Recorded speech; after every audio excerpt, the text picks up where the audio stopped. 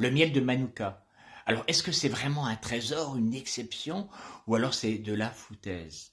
Est-ce que parce qu'il est très très rare, il est très très cher, il est très très efficace, ou c'est juste parce qu'il est rare qu'il est cher, mais pas plus efficace qu'un autre? Est-ce qu'il en vaut la peine? Alors c'est vrai, on le sait efficace, c'est vrai.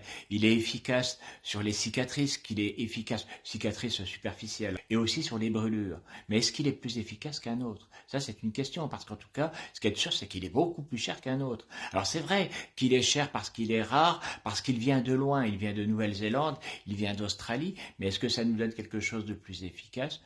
Très honnêtement, sa réputation, elle est exagérée. Elle est exagérée parce qu'il y a des miels tout aussi efficaces sur les brûlures ou les cicatrices superficielles, comme le miel de thym qui coûte beaucoup moins cher et tout aussi efficace. Voilà, comme ça c'est dit. Alors il y a quand même un endroit où il a un petit plus, je lui donne un bon point là-dessus, en tout cas il le mérite, c'est sur les ulcères, parce que dans ses actifs, il y a quelque chose en particulier qui lui permet d'être plus efficace sur les ulcères, mais pour tout ce qui est du reste, gardez vos sous, ça en vaut pas plus la peine qu'un miel de thym qui coûte pas beaucoup plus cher.